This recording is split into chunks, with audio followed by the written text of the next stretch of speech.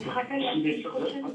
Oui. On se rappelle quand tu veux, Eric, et puis on cale ça, on met ça en place avec Marc et Christian. Oui, exact. Tu as bien fait de me le rappeler parce que tu vois, je n'ai pas peut-être. Oui. S'il vous plaît, je voudrais que vous me rappeliez les deux noms des intervenants d'Aquasistance. Alors, on avait Anne Kyriakos, qui est responsable des projets chez Aquasistance.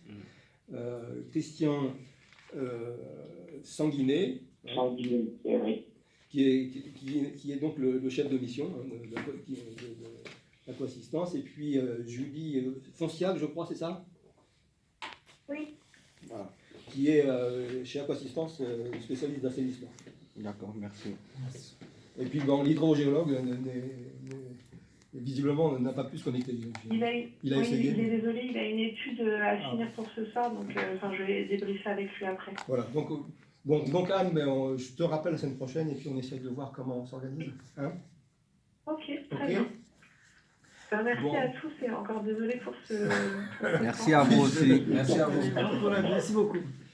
Bon, et puis soigne ton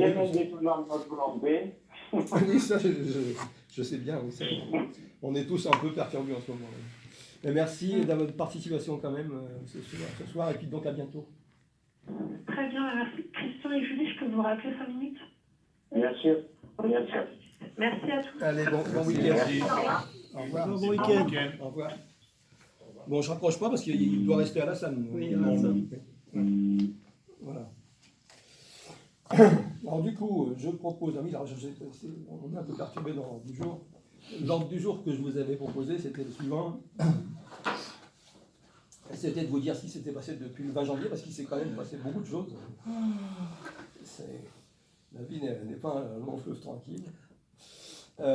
Pour ce qui concerne le lot électricité du projet, donc on a été amené à reprendre le dimensionnement de l'installation. Alors ça, c'est surtout Dominique qui nous a aidés parce que les règles de dimensionnement ont un peu évolué.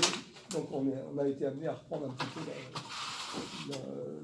le dimensionnement qu'on avait fait initialement, ce qui a conduit à modifier un peu le type de panneaux qu'il fallait prendre, les batteries, mais ceci étant, là on est arrivé à des solutions qui sont proposées. On a finalisé la rédaction d'un cahier des charges définitif pour les travaux qui a été soumis à l'entreprise Egecos de Conakry, qui donc nous a finalisé un devis définitif. Il a confirmé d'ailleurs à Abdoulaye il y a quelques jours que l'intervention était bien prévue, vu d'aujourd'hui, sur 14 jours, à partir du 20 avril. Alors, au processus de commande, j'ai marqué en cours, ça c'était quand j'ai fait le transfert. On a signé la commande ce matin. Donc ça, c'est prêt. Le point important, mine de rien, c'était pas si simple que ça, c'était l'approvisionnement des matériels. Tous les matériels, donc là vous les voyez énumérés, donc batterie, régulateur, ondulateur, coffret principal, les lampadaires solaires, le conservateur de vaccins et les panneaux solaires. Tout ça a été commandé et livré et actuellement est stocké dans les locaux de la Croix-Rouge française à Pantin, dans l'attente du départ pour Conakry. Bon, alors les panneaux, on en a un peu plus que nécessaire, puisqu'il en fallait 15, mais comme ce sont des panneaux d'un type un peu particulier qui sont pas dans des cadres actuels, ils en ont prévu 5 de plus en cas de problème pendant le transport. Sur la partie du lot haut du projet, là je disais un petit peu tout à l'heure en filigrane, on a eu beaucoup de difficultés à arriver à avoir une proposition commerciale acceptable de la part des entreprises qu'on avait consulté, EGEFCO, le bureau d'études de la forêt, Globe Transforage, qui nous ont fait des propositions qui étaient pas acceptables parce que, je pense savoir pourquoi ils font comme ça, mais je ne trouve pas ça très acceptable non plus.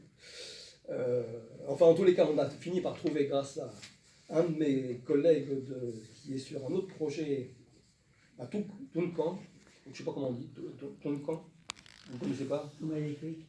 Tounkan. C'est dans la région de Mamou aussi. Ça doit être à vol d'oiseau à peu près à 60 km, je pense, de Bamako, à l'est. Oui, dans la région de Mamou. Oui. C'est T-O. Tounkan. Et donc, ce chef de projet avait consulté. Tounkan. Oui, tu connais, non? Tu connais? Non. Bon, enfin, bon, peu importe. Kotako Poredaka. Vous avez dit T. C'est à côté de Poredaka. Toun, tu as trouvé? Oui. Poredaka est une ville Tunka, à 12 km de Poredaka. Donc en fait, c'est pas très loin, donc c'est le même massif, c'est le Fouta Djallon. Oui, c'est moins guinéen. Ah, c'est pas tout à fait pareil, bon, c'est un peu plus bas, bon, d'accord.